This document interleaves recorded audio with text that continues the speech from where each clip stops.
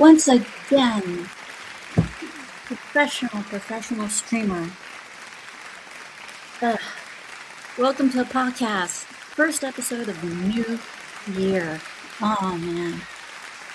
I hope you guys had a great one. I did. Lord knows I did. I got to spend mine with my niece. I hope you guys also got to spend yours with your loved ones. So today's guest will be Zackary Art. He is someone that I met while watching Cooch. And he also is a very, very, very, very, very good artist. He even I even got a picture from him during a well, let me just show you the picture. I got a Ghost Rider picture from him, and that was at an auction, which was really cool. It was done by Gooch to help turn him into Puck for Halloween one time, I believe. And yeah, it was to help turn him into Puck, I believe, for or something like that. And well, hell, let's just bring him in and he can explain the story. So here we are with, without further ado, Zackary Marois. What's up? Man, I haven't seen that drawing in a minute. I totally forgot about that one. Yeah. I was like, oh, I gotta put this on the screen. I gotta put it on. Man, thanks for having me on. No problem. It's it's a cool picture. I always wondered, is there any way I can get this fucking thing framed? Oh, I'm pretty sure you could probably find a cheap frame at Walmart for like $5, especially in that size. It's been a minute since I streamed in general, but man, I got something really cool that I'm bringing to the table finally.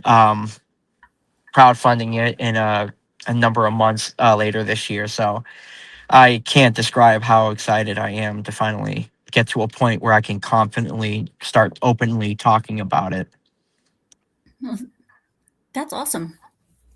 And let's see, I also got a few other drawings over here because Zackary, guys, he is an artist and he likes to draw comic books, and he actually he's actually in the process of making another one called Sounderon.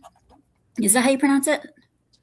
So that's the character's name. The title of the book is actually called Mondor's Rising. Okay.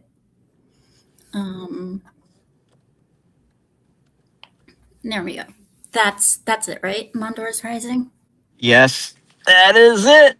Like, it's a sci-fi horror thriller adventure comic where you're focusing on an alien named Sonderon, and he has to try to prevent the sins of the species from repeating again by stopping a cataclysmic being from lying dormant for so long and on the verge of waking up and wiping everything out in the universe straight out of oblivion. So Sonderon is the only one that knows that this being is alive and he's coming, and he has to do everything he can to stop this individual. So it is a race against time in some methods. There's a lot of ode to Lovecraftian horror and sci-fi cosmic, the fear of the unknown. I'm a fan of adventure stories like Indiana Jones, as well as your local sci-fi comics that we're reading today. and some of the books that we have been appreciating that's been coming out because last year was a kick-ass year for comics. So And these putting are as much as I love into it. yeah, and these are the concept. This is the concept art for the facial markings, right? The Yep. So those are his tattoo markings. Those are his like tribalistic markings that is on his body and face. Um, that's a picture on the right, and then the one on the left is a full body image of what Sondron looks like. Basically, in a nutshell, when you're reading your sci-fi comics and whatnot, outside of a couple characters, um, Sondron is a legitimate alien where there's barely any humans in the story, and you're just it's as I can go as weird as I can with it. nothing wrong with going as weird as you can. No, it's a no holds barred book. I don't want to like let any type of age rating or type of content to restrict me. If I want to show something in this series, I'm going to. There's going Yeah. to be a lot of like gods, cults, fanatics, dictators to overlords, and then any of the bottom feeders, thugs, working its way up. It's Okay, gonna be fun. that's cool. I definitely intend to read it. That much is for sure. It's As yeah, and no, go ahead. I did, Tony. I definitely intend to read it. So Oh, when do I'll you let think? everybody know when it launches. Like Yeah, when I have the sign up page where everyone can start signing up for it. yeah. But it definitely sounds interesting. You're definitely gonna have to let me know when it comes out. Oh, for sure. Trust. So I got a couple variant covers that I got in the mix, but there is one individual I've been trying to get my hands on and that's currently working in the industry right now to do a cover. And I'm literally 50-50 on whether I getting a response, if it's a yes or no.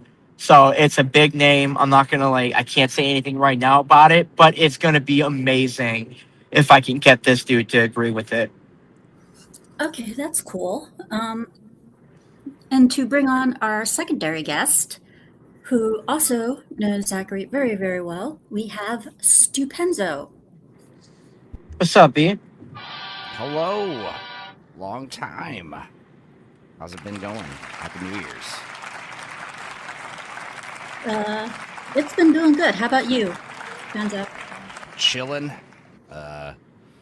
It's garbage day tomorrow, and around the house doing some laundry. The usual. What did I just do? I emptied the litter box. There's like a strange cat running around the house that's like trying to move in. You I there, guess. buddy? It's pretty crazy. Yeah, I got some salmon. I was gonna eat later. I'm gonna be on Circle of Jerks later today. I'm just chilling. Oh man, you have cats. You said you have outdoor cats. I got these two cats. Who, me? No, me or you, Zach. I don't know. My brother has two cats, one called Oreo and one called Rosie, and they're outdoor cats. They're strays. I mean, my cats are indoor, outdoor. I mean, I'm not gonna, I've seen indoor cats. They're weird. They act. They're strange animals. They're like prisoners. Yeah, the one that's called Rosie. She she likes to sneak into the house and just kind of like run all over the place. And Oreo likes to stay outside of the house because she does not get along with Rosie. She does not get along with my brother's dog. It takes them like a year or two to come around to new people. Yeah, it does. It does. It does take them a while to come around. But Rosie, I have to say, is Rosie's sweet, but I got to say Oreo is the sweetest. Yes, cats need to roam. So, to say into the chat. Hello to the chat. Fox Hills, Zalosi, Chief Danny. I have no idea what you mean by gay pool, but whatever. Abomination AJ, how you doing, sweetie? Alice Lovely. Jonathan James Johnson Jr.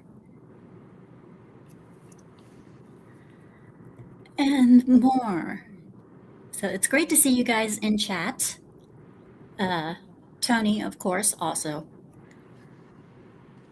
IB the EB, it's great to see you.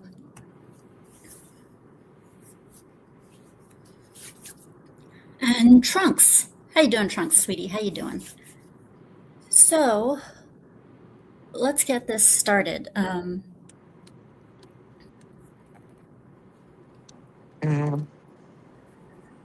We're going to, no, wrong one. Film and we'll do the camera with the DC Marvel.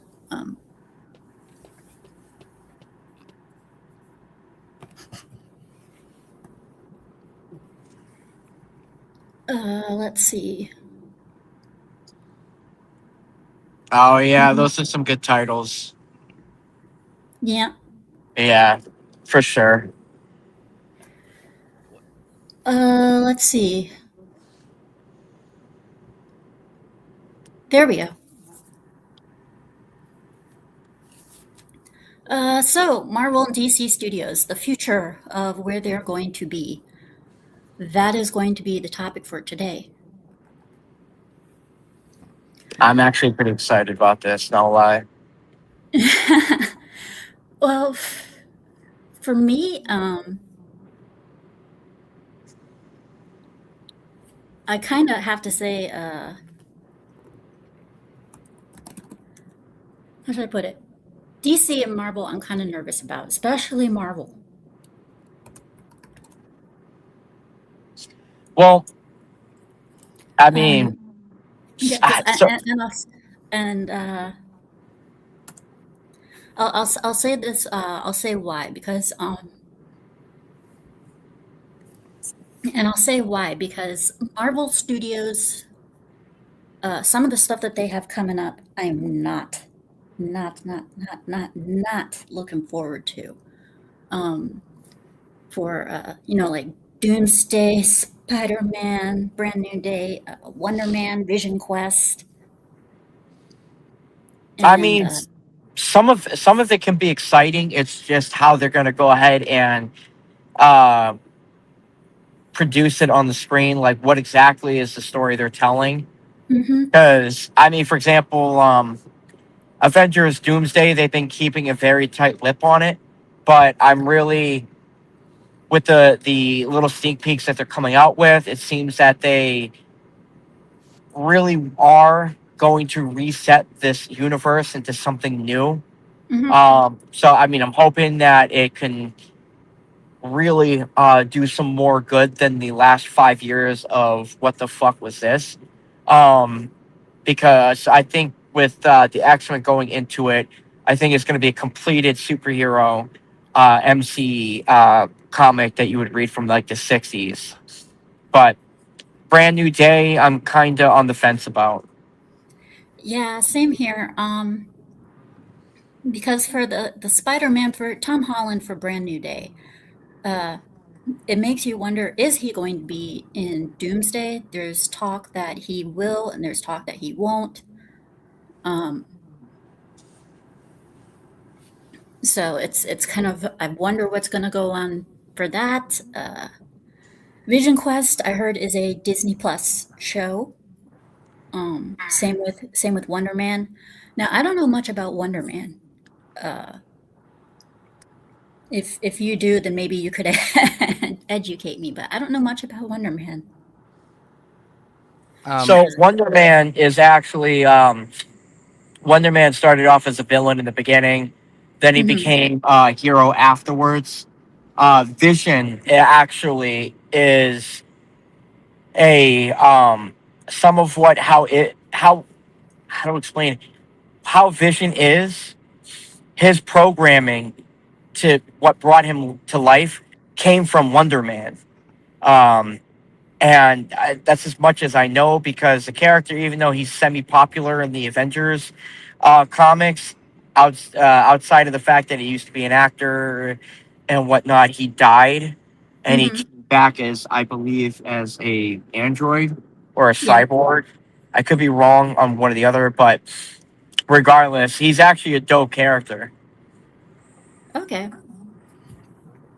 I shall take your word for that because, yeah, I don't know anything about him. All I keep hearing about is how he's supposed to be white or whatever. I don't care. I know that he's like a superhero that's secretly an actor, but in this movie show, he's going to be like an actor that becomes a superhero. I don't know. They're trying to tie it into the. Let me ask you weird, real quick: is Stupenzo talking? Yes. Yeah. Okay, I'm almost home in about a minute, so I can transfer from my phone to the actual laptop because I can only hear you on the thing when we're live, but for some reason I can't hear Stupenzo's side. So I Weird. was like, I'm trying to time my responses just right because I can't hear him. Weird. Yeah, it's hard to hear Tony too. So yeah, it's a little hard to hear Tony when he does his thing.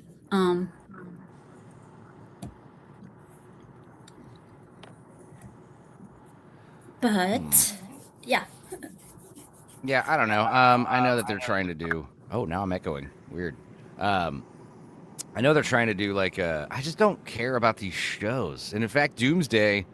All I ask from Doomsday is that I don't have to watch, Phase 4 or 5 to understand or give a shit what the hell's going on. If I could just like pick up after Endgame and just watch Doomsday and we could just pretend the last 5 years didn't happen, that'd be cool. Or I guess I should say, like, I don't need to know what the hell happened the last 5 years to understand what's going on. That would be great. yeah. Can you believe that when it gets released, like in 2026, they're going to show Endgame first in theaters, and then they are going to show Doomsday because they are going to they're going to retcon, as I said. So they're going to show Endgame in theaters, then they're going to show Doomsday. Yeah, I don't think. So does that mean they anything couldn't after do that, but I mean, Doomsday maybe. just did not exist? Yeah, anything after anything Or after Endgame? Yeah, anything after Endgame pretty much does not exist. I don't So think they're going to do that at all. all right, because all that right. would- And this is like news to me. So is this where did like these writers come out and say, yeah, so this Doomsday's continuation from exactly Endgame, and anything Yes. after that? Really? Yes. That's okay. Damn, dude. That's when you that's when you know they screwed up real big. Is when they said, yeah, I'm sorry, all these movies that came out afterwards, yeah, it did not happen. Like that's just Yeah, I can only imagine how the actors and the actresses feel. Like everyone who put those movies together.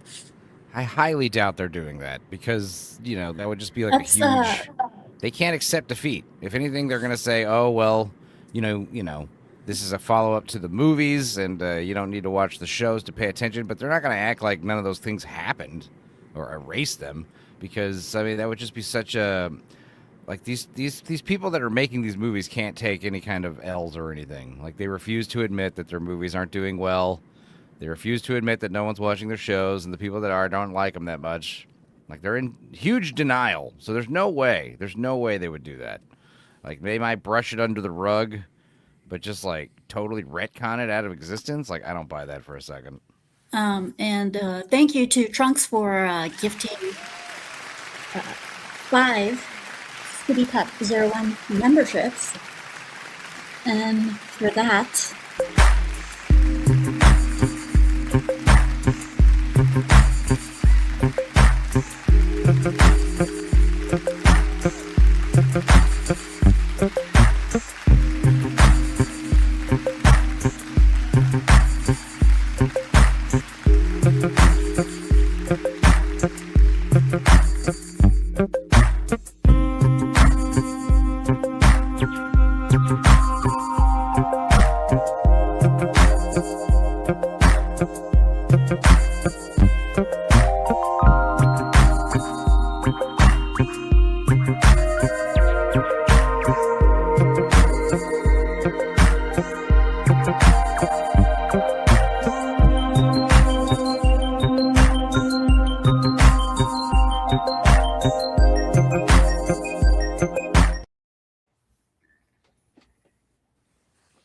Can you still not hear me, Zach? I can hear you loud and clear. I don't know about Zach. Weird. I'm gonna be at my house in just a second. Okay. So, yeah. So for Marvel, Vision Quest, Wonder Man. Like I said, Wonder Man. I don't know much about. Spider-Man, Brand New Day. I'm looking forward to it, but I'm not looking forward to it at the same time. So, because Brand New Day, they're bringing back Zendaya, which I don't see. Yikes! Yeah, I don't see how. And they're bringing back Peter Parker's best friend. What's his name? Ned, I believe is what his name was. I never liked that, to be honest. I never. There's quite a few number of things they did in the Spidey films that I just did not like. Ned was that. I was one of them. Ned and Peter was actually competitors against each other for Betty Brant. Yeah. And Nemesis, he says, even though I'm not really a Marvel fan, it seems they're pulling a Disney Star Wars move by ruining their film continuity or just plain common sense. So, yeah, I agree with that one. But yeah, it's Doomsday. I look forward to a little bit because I was a big fan of Endgame. I liked Endgame a lot. I mean, a lot of people did, and Infinity War was even better. Oh yeah, definitely. I mean, because people talk about, like I was saying back in the first 3 phases of Marvel movies, like they may not be your cup of tea, they may not be great, but they're all like consistent, and it was quite an undertaking. It was very impressive, like cinematic achievement to make all these movies like so cohesive, I guess is the word. And yeah, some were better than others, but like not too many of them were like terrible. And then after Endgame, like, yeah, it just kind of, they started pushing the Disney shows, and it's like, that's where you lost me there. But yeah, I mean, Doomsday, like, I see, it seems like Doomsday is very much like, we're sorry, we're going back to our roots of like strong male white, superheroes doing heroic things. Okay. I mean, that's what they're saying. There's so little to judge on. That's the other problem. Yeah. Like, oh, I'm excited, I'm not excited. It's like, until I see like a full trailer, I'm not even gonna have an informed opinion. Like, yeah, they let's see, they're supposed to have a trailer, like a full-on trailer in man, right where the I'm Super not. Bowl is. Yeah, I'm not too happy with like, because I mean, I remember seeing the clips of the like stills of the Captain America trailer that was before Avatar, and I thought that was AI crap. And then I went to the movies, and that's the real trailer. He just like, he comes home on a motorcycle, he's like hanging around, he looks at his uniform, he has a baby, and then it's like, the thing is, like, we have so much, we've been kind of shafted lately, so Yeah. we don't. You can't just say, "Oh, Avengers are back," and that's all you need to know. Like, we actually do need to see some proof that the movie looks good. You can't just show us some boring shit and there's not this like this is like grandeur anymore. Like we don't care. Like Captain America will be back in Avengers Doomsday, and I'm like, he'll be back and he'll be doing what? Like I don't. Yeah, It doesn't I mean gotta say anything to me. for yeah, I gotta say for Captain America, I'm glad we have Chris Evans Captain America.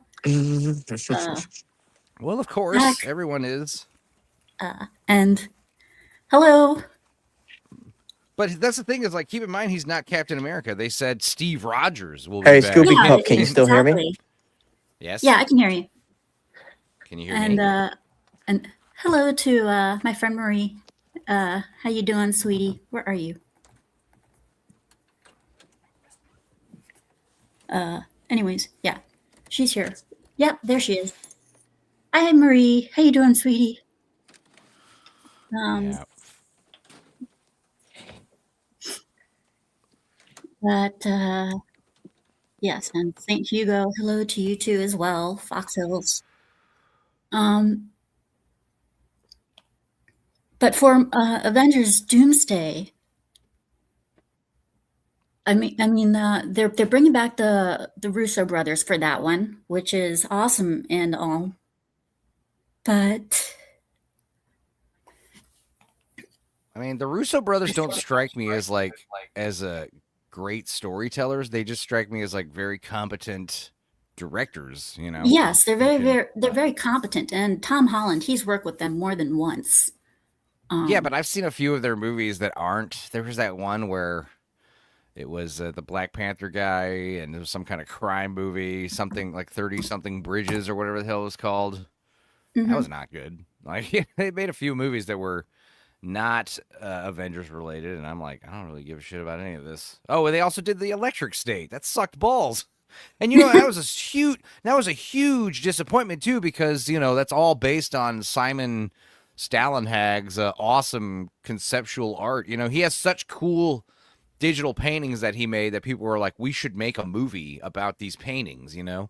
And also it's not the first time. There was the other show called Under the Loop that was also heavily inspired by his concept art, and that was a lot better, but it was a lot more, you know, cerebral and less you know, expensive, I should say.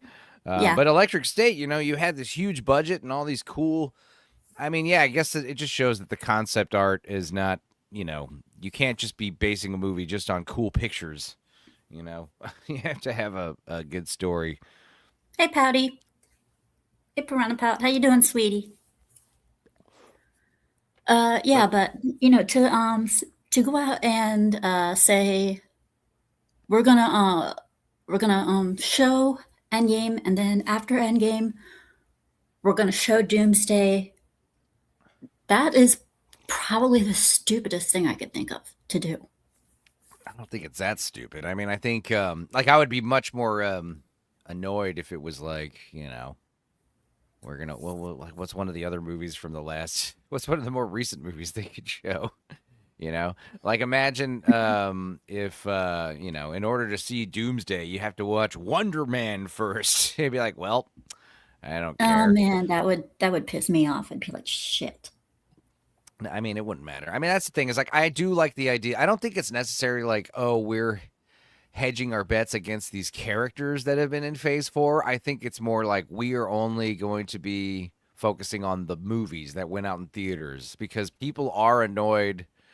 I'm only speaking for myself, but I'm sure other people are too. But, you know, I'm annoyed by all this homework I have to do by watching like 10-hour miniseries that are like mediocre. It's like Lance. Lance has always recommended me to watch some Netflix show. He's like, you got to watch this Netflix show, mate. We talk about it on Tuesday. And I don't watch it because I'm like, no. And then I get there and everybody's talking about the show they watched, this 10-hour show. And they're like, yeah, I thought it was all right. I thought it was not great. And I'm like, well, I'm so glad I didn't watch this. Can you hear me, Zach? Perfect. Awesome. All right. Yeah. How's it going, buddy? Oh my god! I tried to time my responses, man. I was driving home from work. You did great. Man. But anyway, yeah, I was just saying, like, it just seems like Doomsday is going to be like, hey, for those of you who haven't been watching the shows, We hear you, and we're gonna make sure you're gonna be as less confused as possible, Oh, which I dude, appreciate. 100%. Because like I don't know, man. Like there's some good things that has happened. Some of the films weren't that entirely bad that came out after Endgame. The only problem is that um it's oh dude, it's so confusing because like Yeah, are they just gonna pick and choose like what they're gonna like happen that happened after Endgame yeah. before Doom? Like, or are they just gonna be like, no, this movie Doomsday is 100% immediately after Endgame. Everything, and they mean everything, just does not exist story wise after that fact. Yeah, this is immediately after Endgame. All the X-Men are going to be there. So basically, all the X-Men are going to be there. Ironheart's going to be there. Get the I think the yo movies are becoming Ironheart, bro. The Ironheart wouldn't even the movies exist. the Yeah, movies are becoming like the comic books where they're just like crushed under the weight of the lore. There's so much going on now. It's like it's collapsing on itself. but yeah, those are the people that are going to be in, Fantastic Four. Mr. Fantastic, Pedro Pascal, he's going to be there. That movie was not good to For me. me, I really don't give a shit about any of the heroes. I just really want to see like, you know, Doom, like Doctor Doom, how he's But it's supposed to not be. Doom. Like Yeah, I know. it's not like I mean, I think the idea that like, he's played by like if it's he's played by Robert Downey Jr., but he's still Victor Von Doom, I'll allow that. But if he's like some kind of Tony Stark crossover guy, like that's gonna be stupid and now I weird. gotta say, for that, there is an arc in the comic books where, I know. yeah, But why are we blowing our that load was on that only stuff first? Like just but just do that was Doctor Doom correctly. yeah, I mean Because that exactly. was even Because the only a last what if. yeah, because because even the last couple there's Fantastic that Four arc. movies did not really get Doom right, because Doom is supposed to be technology plus magic, and he's super powerful. I mean, is he worse than Thanos? I mean, Yeah, 100%. because Yeah. yeah, there's that one comic book arc where Doctor Doom uh, transfers his um, transfers himself into Tony Stark's mind. Dude, Uh, Doom is so freaking petty, bro. Like like it, for the most part, he's a villain because of Reed Richards. Think about that for a second. He's like he hates this guy so much. They have been beefing since day one, and that he's just never let that go.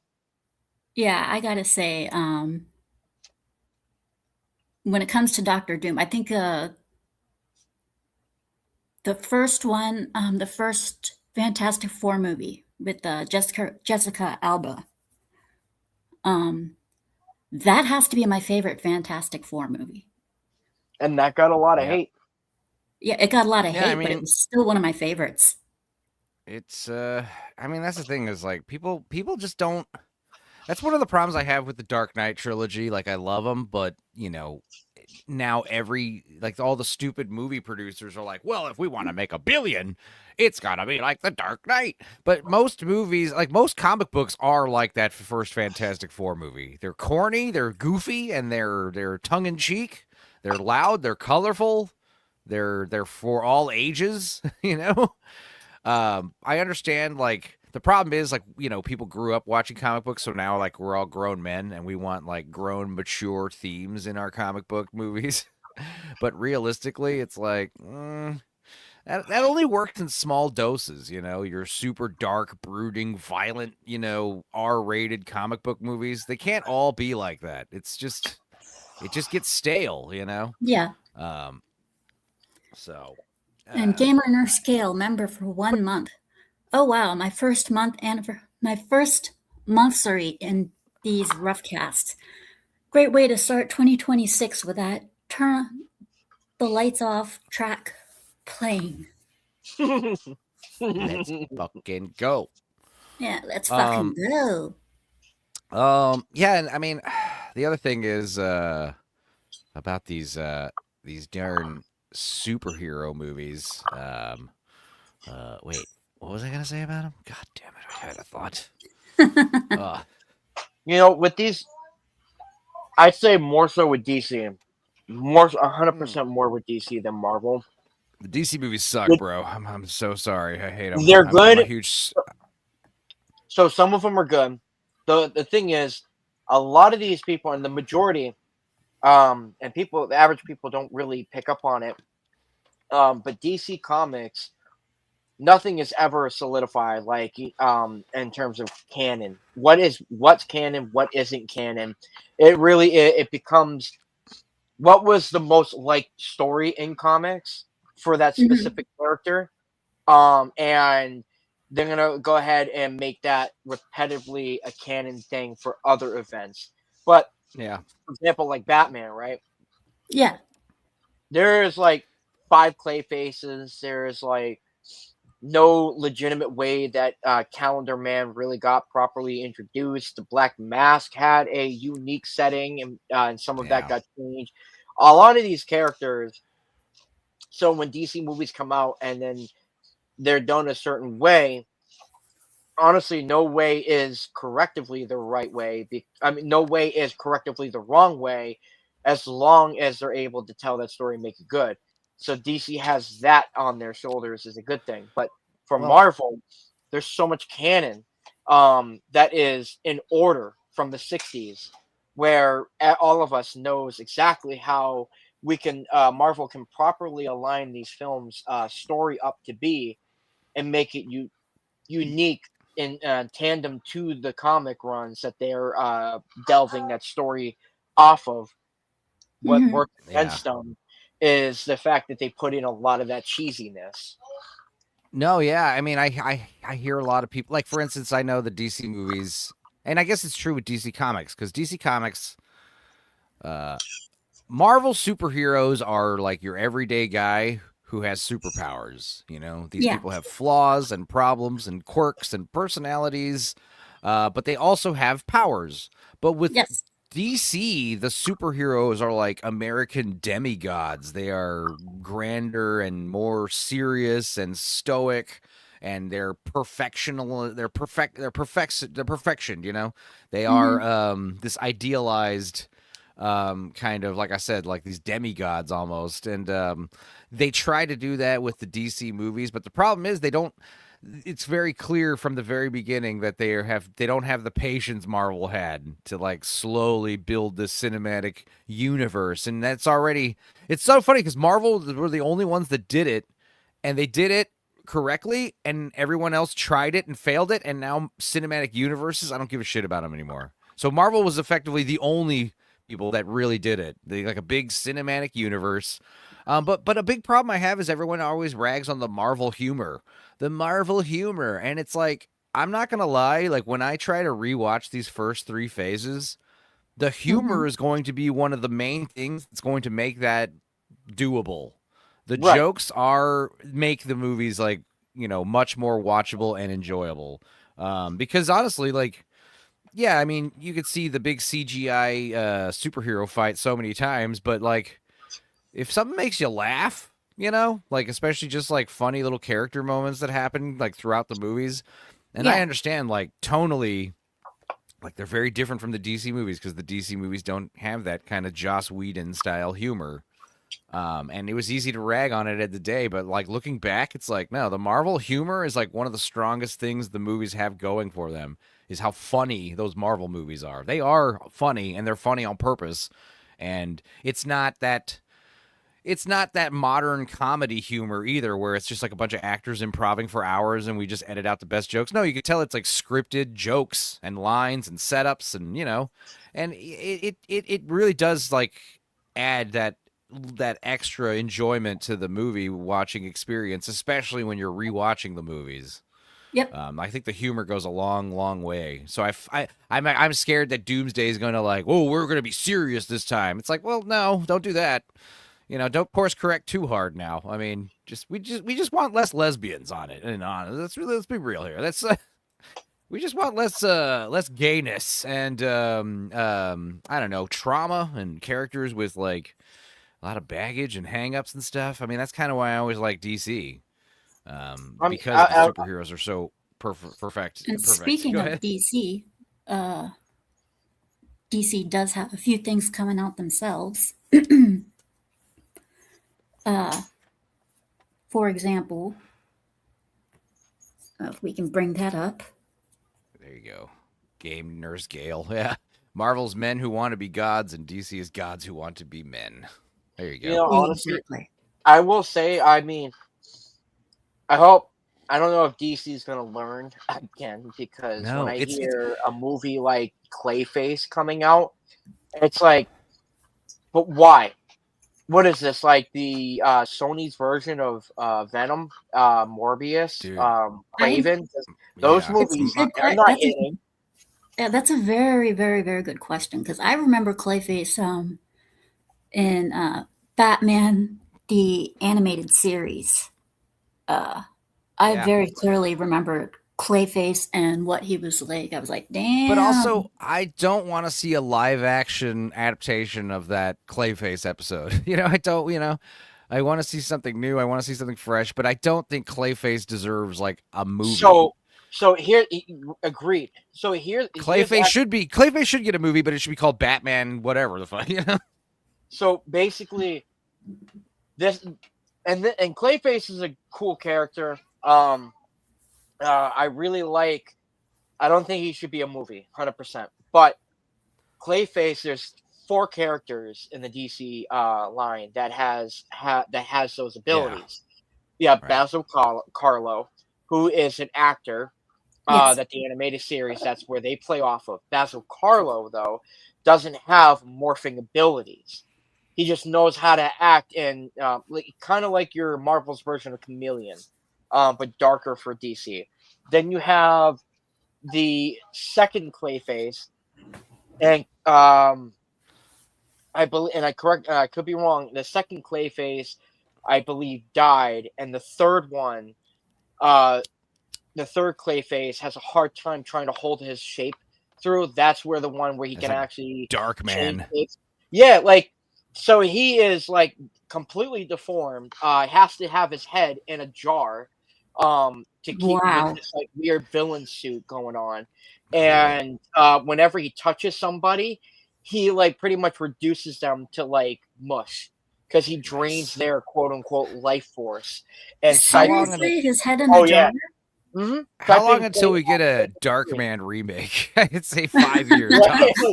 But like, imagine, and that would be really cool that there is that many versions of Clayface, because I can assume that maybe if it was a movie where Batman is hunting in, right, and he's trying to figure these out, you could show that the second Clayface got killed off. You could show some of these iterations, and it would actually work as a weird scientific like, it's like The Fly in the 50s, where you got like these this weird swap heads. Like this sci-fi-ish, what do you call it? Laboratory experiments gone wrong. You mix that up with some like Gotham Knight drama. In fact, that's one of my criticisms of the last several Batman movies, is less like laboratory scenes and gone wrong stuff. DC, I think DC, if they took the time, like, to actually pay attention to what they're doing, they'd be able to come up with some really good, really banger movies. I really do. It's not DC Marvel as much as it is Warner Brothers Disney. It's these coked out Nepo babies that are running these movie production studios. They're like, well, this one thing is testing really high, so we're going to make a movie based on this one little thing. And it's just like, what are you doing, you idiots? And yeah, like, I've seen supposed leaks of what Clayface looks like, and I'm just like not into it. And also, I mean, the Batman movie was pretty good. It's a little long, and I tell you, when I saw the Joker at the end, I was like, no, thanks, we pass, we just move on. And I've been saying for the last month or two, I've been on this kick where I'm like, dude. Because like I said, Marvel, they get points for doing this really, they really excelled in continuity for movies, which is usually you do for a TV series, like this strict continuity, and to do that over the course of like 30 to 50 movies is very impressive. You've got these very high-paid continuity experts that are making sure the movies all look the same and sound the same, and they don't have any kind of like crossover or contradictions. But I'm over it. And I'm saying now we should throw continuity out of the window. I think every Superman movie should be completely different from the last one. Who gives a shit? Dude, new actor, new costume, new setting. I don't give a shit. Like, stop. I think of Shin Godzilla. It was one of my it's my favorite Godzilla movie. And then what did they follow it up with? Did they do Shin Godzilla 2? No, they actually did Godzilla -1. And honestly, if Godzilla -0 is a completely different Godzilla movie, I would be so happy. So I'm thinking, like, yeah, especially for these dumb superhero movies, like, let's throw continuity out the window. Let's just go apeshit crazy with it. Like, it's just like a comic book run. We've got a new crew, this way you can produce like multiple. You can have a Batman movie come out every year, but they're just kind of unrelated to each other. You know, I mean, look at Supergirl. I don't know. Supergirl's coming out after Superman. I mean, they show her a lot. They show her character much more different than they do in the Superman movie. I mean, her character is like the complete 360 from what you see in the movie for Superman. No. But in for Clayface, Clayface, I look forward to mainly because I saw some of the clips and everything for it, and it definitely looks different. That much is for sure. Supergirl. Different how? How should I put it? She's like drunk party girl, and she's like, you know, coping with the loss of her home, her family, her society. So, you know, as long as she ends up being like, you know, all-American Supergirl hero at the end of the movie, I'll be fine with it, because people having this issue like, she seems to come across as in some of the clips. As for Clayface, I mean, they show some clips with him bandaged up. Half his face is like all bandaged up and everything. His hair's all messy. Lanterns, I know nothing about. I'm sorry. Oh, based on its title, I can only assume that it has to do with the Green Lanterns. So I love the Green Lanterns. Not to show. Lanterns has like the most potential, you know. I tell you right now, Green Lanterns would have the most pull if this is done right. I mean, Green Lantern is it's people like, how do I put it? People don't take Green Lantern seriously as a character. Like and it's because he's just never really had a job done right on screen. I mean, like Green Lantern, if done right, it's going to take a lot of hard work. But if done right, you're going to open up DC's universe tenfold, because you know, Hal can go anywhere. The Lantern Corps can fight anything. There's an endless list of phenomenal good villains that he has. Here's how you do the Green Lantern. First of all, I don't like it's a show.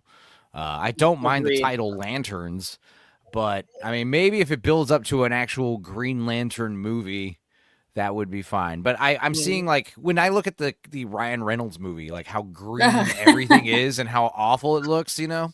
Everything is green. Everything's got this CGI glow to it. Everything looks crappy. This show looks very grounded, but everyone's complaining like the colors are very dull. It's like a lot of browns and grays from the limited. It's like a lot of footage of them out in the desert. And I'd like to think the story is them uncovering about, you know, some Green Lantern. I think what they're going for is something to do with the first Green Lantern. What's his name? The old one? Oh, yes. I know who you're talking about. Rumor is that it's like a murder mystery, kind of like Watchmen, like who killed old Night Owl. Yes, because and it's perfect because Green Lanterns, like the comics run, can really in essence kind of be, in a way, a detective type of story, or you know, they said it's like True Detective. Yeah, it's kind of like playing the board game Clue. killed Green Mr. Mustard in like room A4 or some shit like Yeah. that. And so 'Cause you can they- do the Green Lantern stuff, like where we get introduced to the Green Lantern stuff here, and then in the next movie or show, that's when we could bring in the actual Lantern core, because you can't over explain and build it all up too much. Kind of that's what DC does. They usually rush it. They try to put too much in one movie, Yeah. and it doesn't work. But I'm saying, like, right now, like with the way the show's looking, like with how dreary and dull it looks, like if we actually get that bright green popping in, like at the end, like I think the green would stand out a lot more, Yeah. visually. You know what I mean? Most likely, and you know what? I'm gonna play off of you for a second, Stupenzo, because the Green Lantern comics has always been seen as it's like Daredevil, right? Um, Daredevil has been somewhat of a Alan goofy, not Scott. to be taken seriously character until Frank Miller came in and changed the game. For Green Lantern, there was just a lot of goofy stuff, um, cheesy character in some aspects, and then Neil Adams comes in out of the blue. He says, "Let me give you a black character named John Stewart. Um, let me go ahead and create another Lantern, Guy Gardner, to bring that in." And a lot of these characters, he had some of the most prominent stories that were uh, to be, what's the right word, disputed, as some of the best stories at that time frame for DC Comics. Green Lanterns have all, even after Neil Adams left, the stories have still been back to cheesy, and it wasn't Mm-hmm. until the early 2000s run with Jeff Johns, um, Ivan Reis, Ethan Van Sciver, who is a couple of the other Yeah, people, the colorist. A lot of these people revitalized Green Lantern legitimately, absolutely. They made and it cool. yeah, One and thing I it. love that they did, one thing I love that they do is like every Green Lantern uses their constructs differently, Mhm. Like for instance, Guy Gardner, he's gonna be in the show, by the way, Nathan Yeah. Fillion. But like for instance, in the Superman movie that just came out, like Guy Gardner makes these giant hands and he flips people off with them, but that makes sense because like hands are like something you could easily you know, relate to. It would be easy to just make two giant hands and work with those, and giant like apparatuses and machines. Whereas like Hal Jordan seems to do like simple like geometric shapes, like just a big cube or something, just a bit, like then other, like you could have like more silly Green Lantern type characters, Lantern Corps characters make more, bombastic and ridiculous constructs, that could be Yeah. funny. As Um, as Zachary had said about Daredevil. Daredevil's coming out with a second season over on Marvel side. And on top of that, we have the Punisher special on Marvel coming out. So that kind of comes out pretty interesting. And Punisher's also going to be in Spider-Man Brand New Day. Yeah, but I hear they're going to tone him down immensely for it, Yes. which I don't know if I get it. It actually makes sense in terms of the violence. Mm-hmm. But if they're going to start doing some cheesy shit to it, where he gets talked down to by like another, like a female superhero, or in a dumb way, like it's a life lesson to be learned type of situation, and you're Yeah. like, it kind of like off the cuff moment, I'm not gonna like it. But man, a lot of these things are coming out. I'm trying to keep a positive outlook on yeah. these properties, because a lot of these have a strong potential to really open up so many more doors, and I don't like to be that guy online where I'm just like criticizing it over and over again. But Same. I'm tired if of it. Marvel, yeah, if Marvel is legitimately coming out there and says, yeah, these things don't exist because we messed up, we're gonna try and rectify that for you. I think outside of us as fans, I think we dive too deep into this fandom, trying to be 100% correct. And when they go off the charts, to make it completely different and not what it is at all. And then they're like, yeah, let's make up for it. I think that the studio has a right to be given another chance. See Yeah, where and they go. honestly, I think a good rule of thumb is if it was in production before 2018, yeah, you're probably going to be seeing stuff like that. But anything that has been put into production after 2019, especially like anything that was, I'm sorry, 2022 is the number I'm thinking, the year I'm thinking of. Anything made before it put in production for 2022, that is going to be kind of like, gearing more towards like performative, political and stuff. But because a lot of these things, they take time to make, so the comic books, they kind of pivot quickly. The movies kind of pivot politically a little bit later. The video games are going to take the longest to pivot. But yes, they like the people who make these products, these entertainment, they know that the American public wants it. And if the American public is like leaning this way politically, or they don't care for this other crap, like the experiment has definitely failed with these crazy communists running entertainment for the past like 10 years. Okay. And it is pivoting more towards the other way.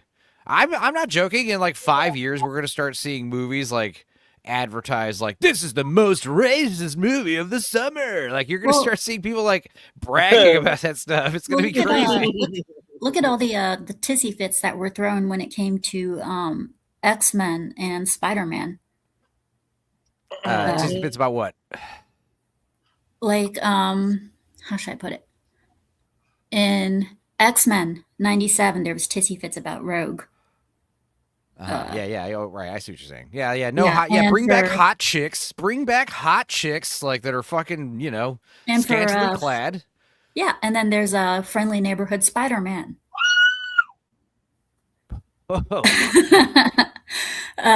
Friendly neighborhood Spider-Man. That one had people were saying, "Oh, there's racism in that." I actually despise that cartoon. I'm not even going to acknowledge its existence because as a right, you're talking about the cartoon where Harry Osborn's like a black girl. I forgot that existed. Yep.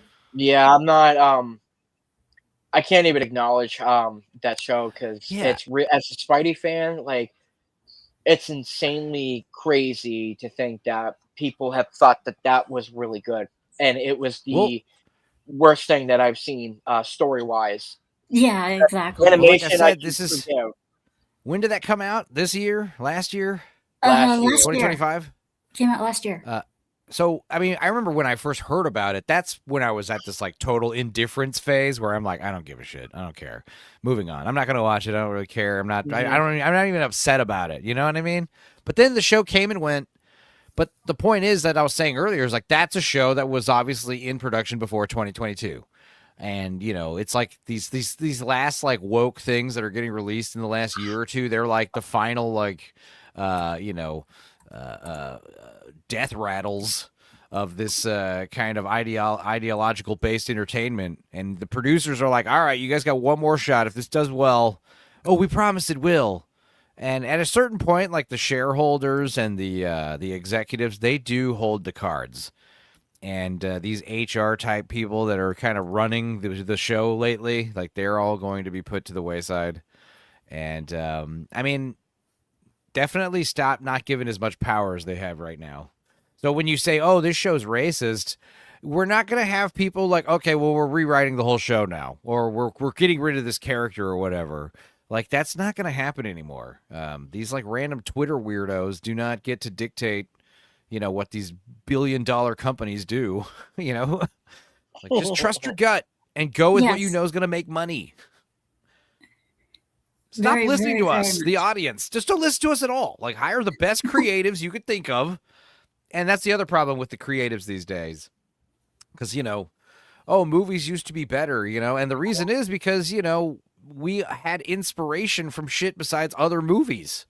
People were inspired by famous works of literature and famous paintings and famous architecture and famous novels and other old movies and stuff. But like now it's like, I'm going to make Marvel movies and my inspiration is other Marvel movies. And it's just like, it's like this creative cannibalism.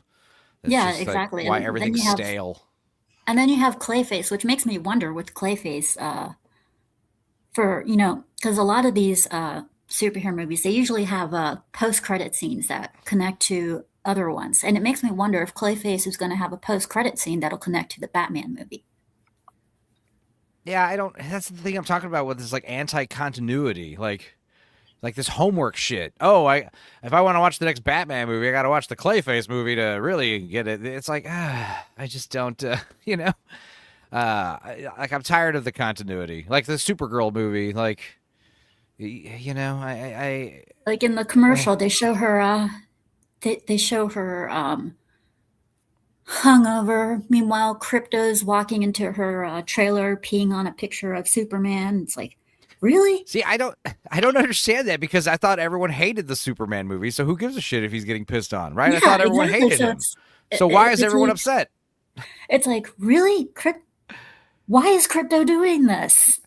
That's something that also bothers me is like if any man gets disrespected in any way whatsoever, it's woke or whatever. It's like, come on, dude.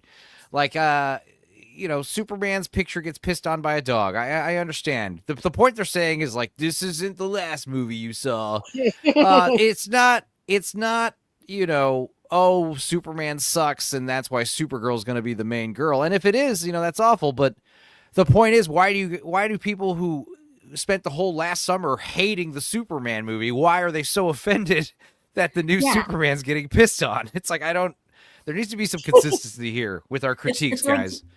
it's like, okay, people, don't be surprised. This is a James Gunn film. James Gunn Now, focuses on the Here's animals. the thing. I like James Gunn movies. So do I. Slither, Dawn of the Dead, Guardians of the Galaxy. The problem with James Gunn, as someone who likes James Gunn, I could tell you all of his things he makes are plagiarized from, and I'm not using that word lightly. All of his stuff has some kind of, except for maybe Dawn of the Dead and Slither. But even then, it's like there's still similarities. But everything he does is plagiarized from either Firefly or Farscape. It's like there's so much that he borrows from those two shows. The ragtag team of people, and you got the one guy who's like tough and broody and doesn't talk much, and you got the one guy who's little and funny, and you got it's just it's a formula, you know? Yeah. At least he does this with his superhero movies. But like I said, I think he should return to horror. Like, stop doing fucking superhero cape shit. Do a horror movie. And I'm not talking about Clayface either. I mean, like, what, you know, his strongest stuff is all the horror stuff. I mean, his background is in trauma movies, you know? He should go back to that kind of and I'm not saying like, oh, you know, go back where you came from and don't come back. No, I'm just saying, hey, you should probably release a horror movie. That'd be fun, right? Like a good old fashioned, like something like Slither. Slither's so fun. Yeah, I never saw Slither, but I've heard a lot. Slither of was things really about cool. Slither Is that the kicks it's like ass. is that where the guys are stuck in the gas station store from like No, that's the one where Nathan Fillion is a small-time sheriff, and it's like an epic remake of Night of the Creeps, kind of, with like the slugs that crawl in your brain and turn you into a zombie. But it's way better than that. Because like you've got this, it's kind of like The Blob. Also, it's also kind of like that movie Society. If you've seen Society, you know what I'm talking about. There's a lot of horror films that I haven't seen, but I love seeing. I mean, I love horror films, but there's the so Dawn of many the Dead that I haven't remake. seen. Everyone loves that one, and James Gunn wrote it. You know, so I mean, it's James Gunn and Zack Snyder's best movie is one of their first ones, the Dawn of the Dead remake. And to answer your question, Tony, no, I was not there for member movie night for Slither. Nemesis. It would have been nice if I had been. Society is a movie where like everyone has like a big like flesh melding orgy at the end of the movie, and you find out like the big reveal is like everybody like body melds, you know. Yeah, it's very weird. It's very weird. I love it. That is very creepy.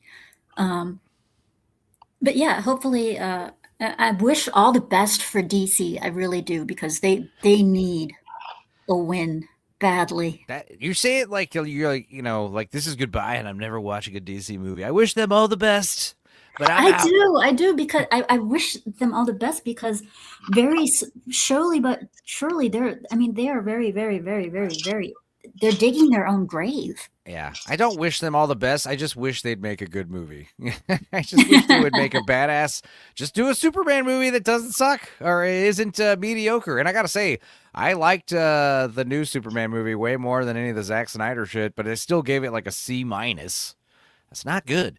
And I was saying, like, the Superman movie, I'd enjoy it a lot more if I knew it wasn't like the beginning of this giant franchise. Like, if that was like a one and done Superman movie, I think I'd be fine with it. I'd be like, that was cool. And the next Superman movie can be another one and done Superman movie. We don't need to know, you know, that's the other thing. Oh, we don't need to see their origin stories. That's only true for big characters like Superman, Batman, Spider-Man. We do not need to see their origins anymore. We get it. We know how but some of these other superheroes, you know, like we might need to see a Green Lantern origin story, you know. I mean, what was it for Superman? Go down and basically impregnate the women or whatever. Yeah, I mean, you know, first of all, I like the idea that go down and get laid as much as you can. You know, that was actually a change I can get behind. The idea that Jor-El is not also like Pa Kent 2.0. He's also not a great guy, you know? He's less of a great guy. But then again, it's like, is Jor-El really evil by saying, hey, go out and, you know, get laid? You know, keep our race alive? Like, is that really evil? He's not saying, like, you know. And the other thing is, you know, there's a lot of speculation that Brainiac is involved. Like, they're going to retcon that first movie with some Brainiac schemes, you know, which would, you know, that would make sense. Bradley Cooper is Brainiac. That would be the twist. That wouldn't be that bad, honestly, considering the fact, I mean, let's all be real here, that Brainiac was embedded in their system. Right. And, how does Lex Luthor know how to break into Krypton, the Fortress of Solitude? How does he know all this shit? It would make sense if Brainiac was actually pulling the strings all along. But I mean, again, that's just retconning the mistakes of the first movie. But what I didn't like was like, you know, basically saying, you know, Brad, like I said, I like the idea that Jor-El is kind of like gray, morally gray, or kind of leaning more towards like, you know, the bad side, because it shows that Superman's pure moral center comes from his Earth parents.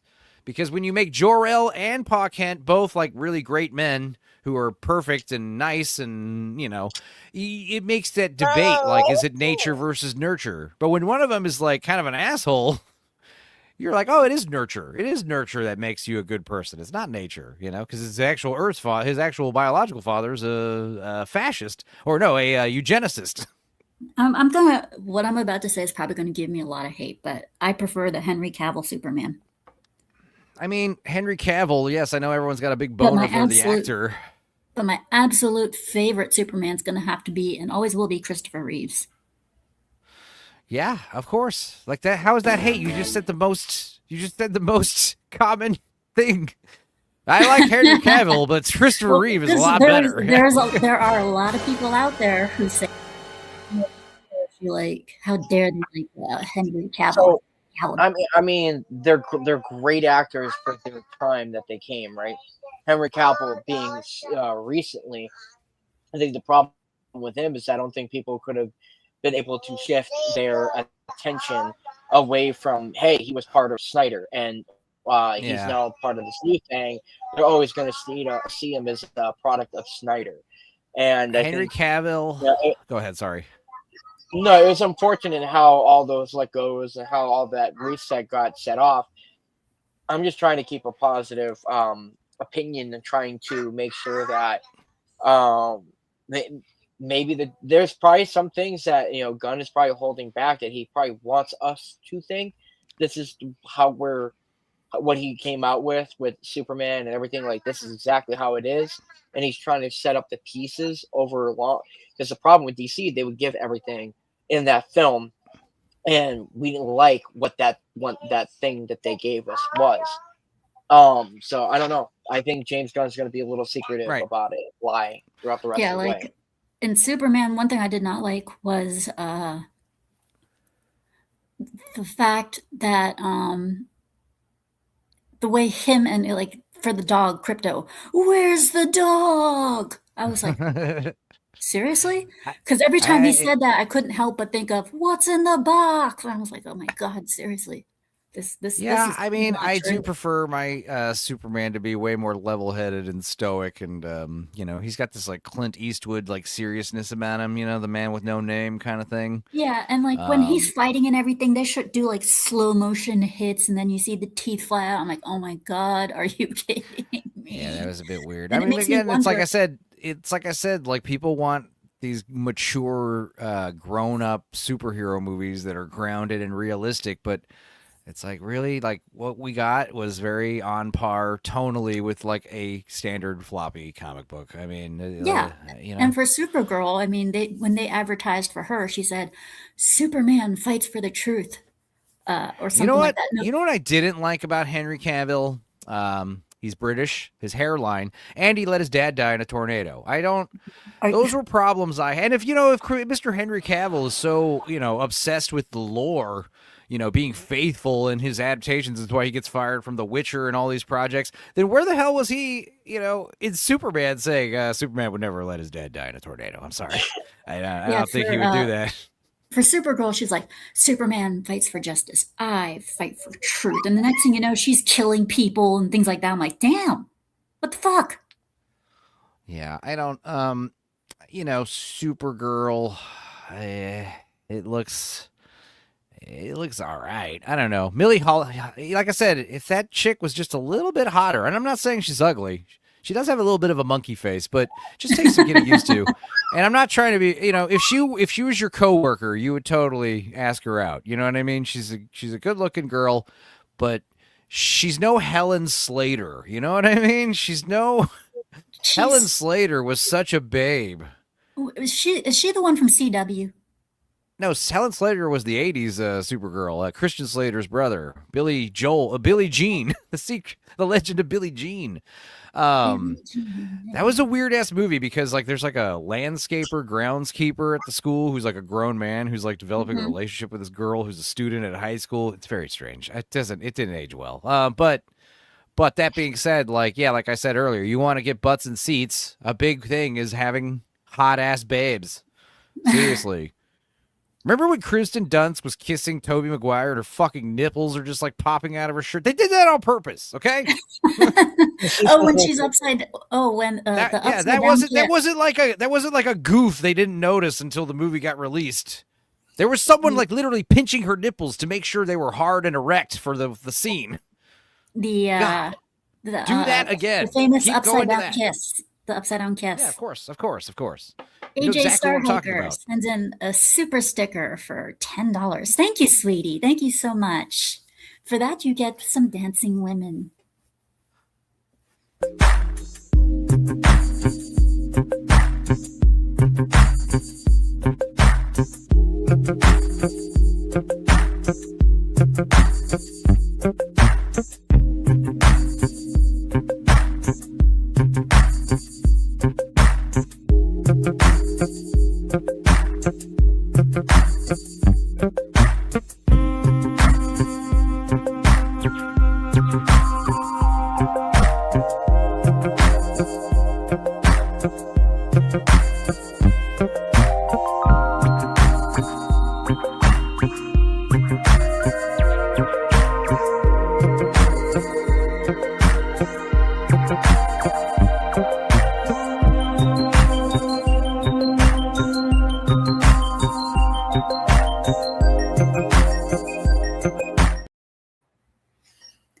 And that, ladies and gentlemen, is who you call Luna from First Descendant, in case you're wondering.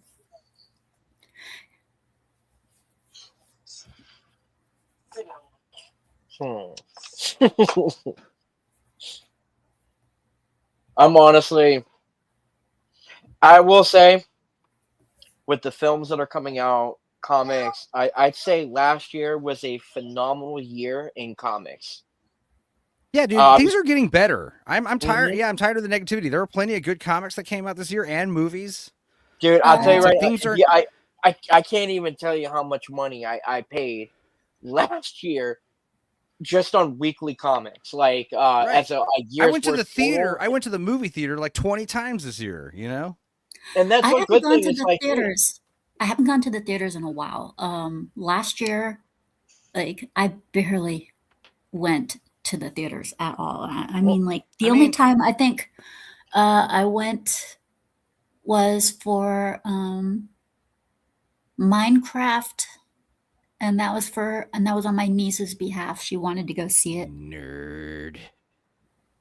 She's 11, I know, I'm kidding. and she only wanted to hear Steve. She only wanted to hear one of the characters say, "I'm Steve." That's the only reason she wanted to see the damn movie. I'm like, seriously, you're putting me through this torture because you want to hear "I'm Steve." So yeah, there was that, and the rewatch of Shin Godzilla. Those were that like the was only two things that I saw last no, year. that was really good. I do. I'll tell you, like I really cannot wait for this year coming out with whatever the hell new comics that are going to be out on the shelves, as well as some of the films. I think we're looking at a good year, honestly, for Yeah. things. So,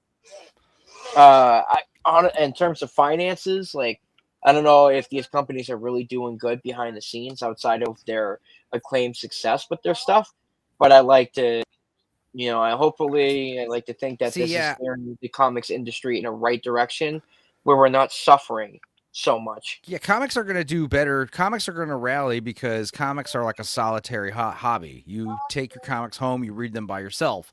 Movies are, people need to get back to the theater because, people need to understand like the theater experience is not, and this is true for the producers too, who are the distribution companies that think, oh, well, we're just going to have Warner Brothers movies play for 17 days and then they'll go to Netflix. No, I mean, part of the appeal of the theater, it's not, oh, I got a big screen and surround sound at home. It's like a theater. Okay, if you want to be like a theater, you need to also invite 20 or 40 or 50 strangers into your house to watch the movie with you at the same time. That is the theater experience. It's like when you listen to music at home versus to when you go to a live concert. It's not the fact that you're listening to music, it's the fact that you're listening to music with like thousands of strangers and you all are experiencing it and feeling the same way. That is the magic of it. When you go to a theater and you're watching a movie with a bunch of strangers, like Terrifier 3. I remember going to see Terrifier 3 and just place was packed with families, like little kids and old Yeah, ladies and stuff, and everyone was laughing and like, it was so gross and violent. We were all looking at each other like, holy shit. It was it's awesome. funny you mentioned that about Terrifier, because where I live, Terrifier, it was the theaters were packed, and this was around Christmas time. So, but when it came out, people came out puking. They were leaving. They were upset. They were not happy. Oh, my theater was loving it. I think it's because me and this one guy were like, I don't know. I think it's like if one person's laughing, everyone else starts laughing. It kind of makes it less scary. I Yeah, wasn't scared. I was laughing my balls off. It was a funny movie. Yeah, I don't agree with this, Fox. Like, no, I mean, like if you share my screen, yes. Okay, this is like everyone's like, "Oh, are you excited about all the movies coming out next year?" And they show this picture, and I'm like, I made a post where I was like, there are, believe it or not, like about 500 to 600 movies released every year in North America, and about 9 to 10,000 movies globally every year. Now, yep, obviously, a lot of them suck, but this idea, like, oh, the only movies some of these people focus on are these big IPs, these big franchise-based films that are based on video games and comic books and other movies, like okay. any Like look at original the stories. yeah. Look at the Odyssey. Okay, we'll take a look at that one real quick. Okay, that one has Tom Holland in it. He plays Odysseus's son. Yeah. The original had Armand Asante. I absolutely adored that one. That one was awesome. That one was epic, and it was like a mini series. Yeah. Yeah, I love And then Armand Asante, man. yeah, you But gotta like, love yeah, him. most of the best movies on my, best of this year list. And keep in mind, I'm not even gonna make a complete list until like February because there's still a lot of movies I need to see. But yeah, like, Sinners, Weapons, everyone loved those. Those were Mhm. original stories. Begonia was a big one. One of my favorites was Familiar Touch. It was like this little movie about this old lady in a dementia. She's got dementia. She's in an old folks' home. It was like The Father, but it was less intense and freaky and more like, sentimental and bittersweet. It was like a feminine version of The Father. It was good. Familiar Touch. It was a great movie. No one's talking about it. I loved One Battle After Another. That might be, it's probably going to win Best Picture. It's one of the few times where, like, in recent memory where I am aligned with the Academy. Like, holy shit, this is the best movie of the year. Like, they think so too. Cool. Eddington also loved it. The Surfer with Nick Cage. Caught Stealing. That was a surprise. Yeah, and we still got Mandalorian and Grogu coming up, as well as Street Fighter and Dude, Mortal Black Kombat Bag, 2. Steven Soderbergh. Yep. Steven Soderbergh Yep. made 2 movies this year. He made Presence, which was okay, a haunted house movie filmed on an iPhone. And then he made Black Bag, which was this really fucking cool, cerebral spy movie about a couple. They're like married spies. It was like True Lies, except or it was kind of more like it was a more cerebral version of Mr. and Mrs. Smith kind of thing. Oh yeah, And that then, was a of good. course- That was a good movie. I liked that movie. K-pop Demon Hunters came out of nowhere. Everyone loved that shit. Lurker, that was a good one. Lurker was a cool movie about this guy who starts hanging out with this, up and coming pop star, and he kind of becomes like a little stalker boy. It was freaky. Good Fortune. Keanu Reeves is an angel. Blue Moon was amazing. Ethan Hawke plays one of the writers of the song Blue Moon. It's a very good movie. It was awesome. Ethan Hawke should win an Oscar for that one, for acting. No Other Choice was that Korean movie. That was great. Good Boy with the dog. The Rule of Jenny Pen. The Rule of Jenny Pen was one of the best horror movies I'd seen in years. And it's, it's John Lithgow and Jeffrey Rush, and they're in an old folks home. And fucking John Lithgow is like insane, and he like terrorizes all the residents there. John He was Lithgow's crazy. always been insane. He's awesome. Anyway, the point is, none of those movies would have been on this list you're seeing right here of all the movies coming out next year. Why? Because it's not based on some bullshit. So I think we need to stop focusing on just like these unoriginal movies, because that is what they are. I mean, it's just kind of sad when I just watch a lot of these big movie review channels and all they talk about are fucking video game and cape shit. It's just like, and Disney princesses. Yeah, It's like there are so many movies out there that are good. I hate to say this, but I honestly think that there really is. I honestly think that people are really getting sick of superhero movies. Yeah, that too. I mean, we're not seeing anything new. It's the same story over and over. That's why I liked, for instance, Doctor Strange was cool, because I like Doctor Strange because at the end he beats the bad guy with like a riddle or whatever, like that was neat. It wasn't like a big fight in the sky where they're punching each other, It was, I we know. didn't see a bunch of buildings blow up. Yeah, exactly. And that's honestly why I'm kind of, I'm most out of all the Marvel crap besides Doomsday. I actually think Wonder Man looks the most interesting because it's going the farthest away from the formula. And I'm like, this looks different. So I kind of am attracted to that. For me, something I never really got is, why didn't they freaking pick up, as far as the second for Doctor Strange 2, why the hell did they go for the multiverse? Why didn't they pick up for the other dude who strayed from his ways, the black dude who I can't remember his name. I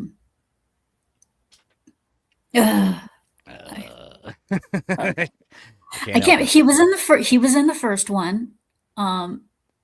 At the end of it, he did not like the way that people were straying from the positive. I wish I could remember his name. It doesn't. Now I want to look it up. I'm that way too. It's like no, seriously, we got to look it up, otherwise it's going to be in the back of my head this whole time. That's why I don't like watching a lot of animated movies, because I spend a lot of the time like, whose voice is this? I have to look it up. Let me see. It's Let me see. Yeah. I'm trying to think. Yeah. I mean, the superhero movies, the cape shit, it's just getting Mordo. stale. In fact, Mordo, that's who it is. Mordo. They had Mordo set up to be a villain. Okay. they could have used him for the sequel, but instead they went to the multiverse, and it's kind of like, seriously? I mean, do we Well, really? it's so funny because I was joking about because Iron Man 3, they famously botched the Mandarin because it was like, oh, we're finally going to get magic in the MCU, which didn't happen until Doctor Strange showed up. But like when the Mandarin was going to be in Iron Man 3, that was like, oh, this is going to be a big turning point. And then they did a rug pull by doing not the Mandarin. It was some actor who was like just a I weirdo. know. They did the same thing with Mysterio too, but also It was like we can't. It was like they're going in every single direction than the direction that you want them to go. But here's what's funny is now that character, Ben Kingsley from the Mandarin, he is in this Wonder Man show playing an actor again. And I was joking, like, wouldn't it be cool if at the end of the show, or so he becomes the villain, he becomes the real Mandarin somehow? And Oh then in the God. chat was like, oh, well, no, the Mandarin is actually Shang-Chi's dad. And they already fucked that up in the Shang-Chi movie. I'm like, oh, what? I'm confused. I don't care. Yeah. So the lore, And Shang-Chi, he's gonna be in Doomsday too. and why wouldn't he be? I mean, apparently he had a movie. It's like I said, I don't think they're gonna say, hey, nothing after Doomsday, after Endgame didn't happen. I think it's just gonna be like, hey, if you haven't seen any of the shows and you've only seen the movies, you're gonna be all right. I think that's what they're gonna do. But maybe at the end they'll kill everybody. They'll kill Ironheart and they'll never come back. I'd love it if they killed Ironheart. She is. What a pointless Ironheart- She's not needed. She was never. She's not pointless.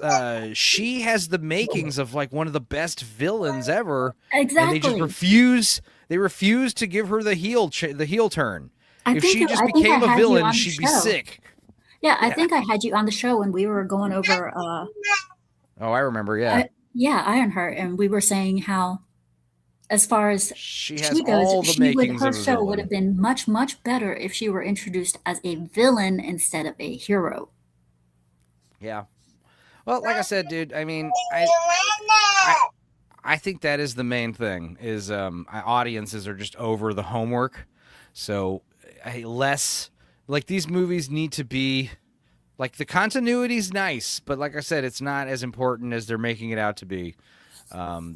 If I can just go into any Marvel movie, that's the beauty of the first three phases too. You could just watch, you could start on any of those Marvel movies and just, except for Infinity Game and Infinity War and Endgame, but pretty much you could just start on any one of those first Avengers movies or Iron Man movies or, whatever. It doesn't need to be in that order. And you won't be completely like lost. You'll still understand what's going on. Yeah. So they just need to have that kind of more in mind. But again, like the whole point is that I was saying earlier is like all these comic book movies are just like a fraction of all the movies coming out next year. So yeah, if you guys hate the Marvel shit, go watch a movie for grown-ups. Go watch Familiar Touch. Get back to me. Watch Eddington. Eddington was insane. I don't know anybody who didn't like Eddington. Eddington was crazy. Now I have. Thanks to you, Stupenzo. I have a brand new ending for the show. And it's we've hit the 90-minute mark, and thanks to Stupenzo, I have a brand new ending. And we will be rating Tony in a few. So but first, let's show your shit, guys. We'll start off with Zackary. What you got coming up? So I have obviously I got the Mondor's Rising, my sci-fi comic that I got going. That's going to be promoted, and the sign-up pages will be coming soon.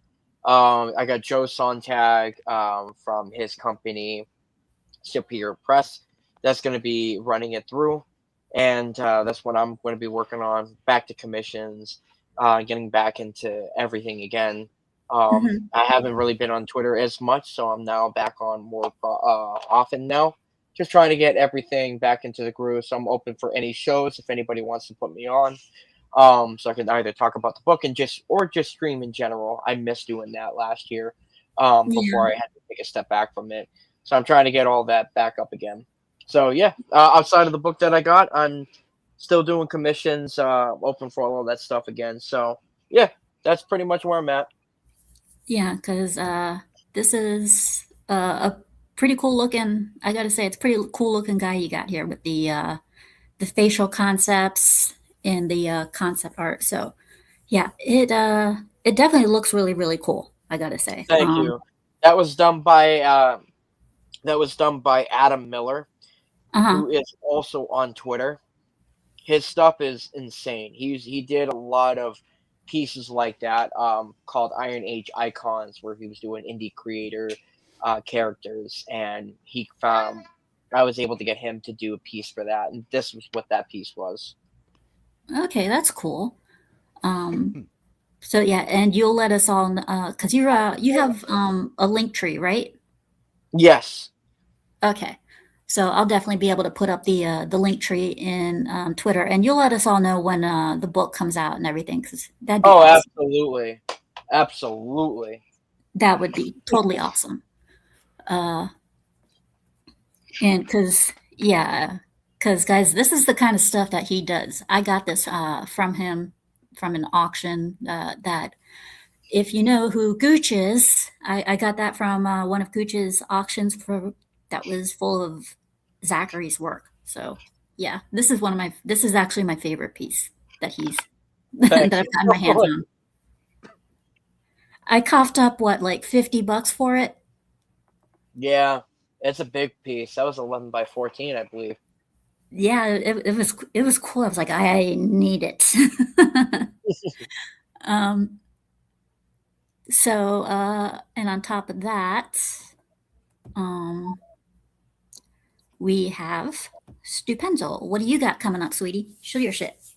Well, yeah, well, we watch a lot of weird movies on my channel and make fun of them. In fact, this week we actually did a good movie, a damn good movie called Sorcerer with Roy Scheider from 1977.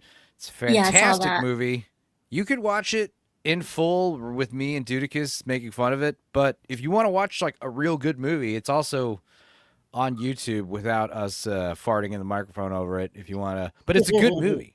So you guys talk about like, oh, just watch old movies. There are plenty of old movies that are awesome. But we would normally watch garbage movies.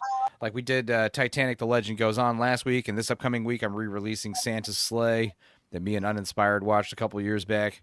That's a good one. That's a weird one with the wrestler Goldberg as a crazy killer Santa.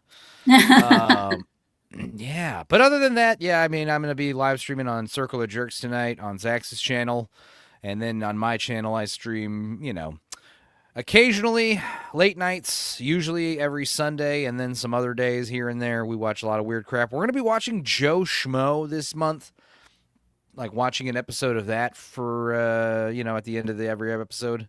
So we'll be chiseling away at the Joe Schmo show for a while, which is fun. That'll be our new Tales from the Crypt kind of Supergirl wrestling in the pool videos that we were doing. So Oh it's God, fun. those. So yeah, if you're a Nemesis, fan of if you like Mystery Science Theater and Come Town, you'll like our show. Yeah, Nemesis says, if I may recommend one awesome movie, it's called Sword of the Stranger. Look it up. You won't regret it. Oh, that sounds dirty.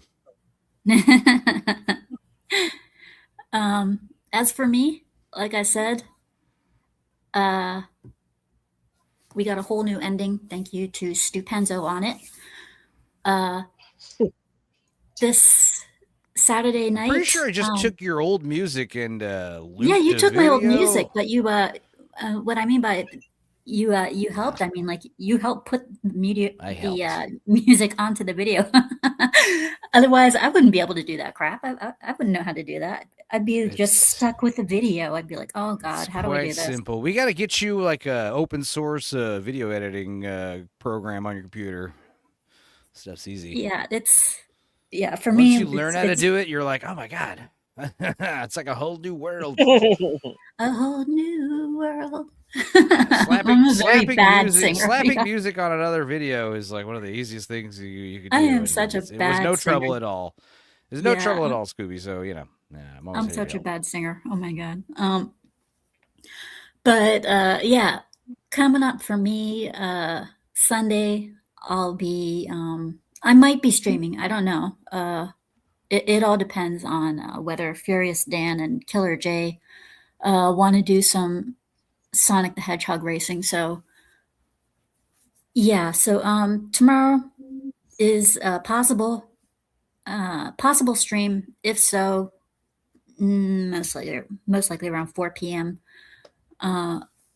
Tonight, I got nothing planned for tonight. Well, actually, I do, because tonight, if you enjoy more Scooby, then at 7 p.m., you can come join me at StarkCast, where I am one of the panel members for Stark of Iron, and we will be rating him in just a few.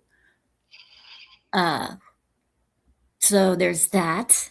And all of next week, I will try and do more barcades because, I got to catch up on those. And next Friday, I will be dropping yet another, I know you hate this, Stupenzo, season 1 review episode of Has Been Hotel at 2 p.m. And next Saturday's guest will be Canceled This Broadcast.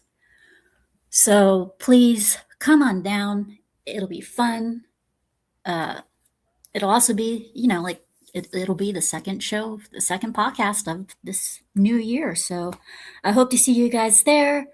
Be sure to check on Twitter, where I will put Zack's links and everything for you guys to check, likewise with Stupenzo's.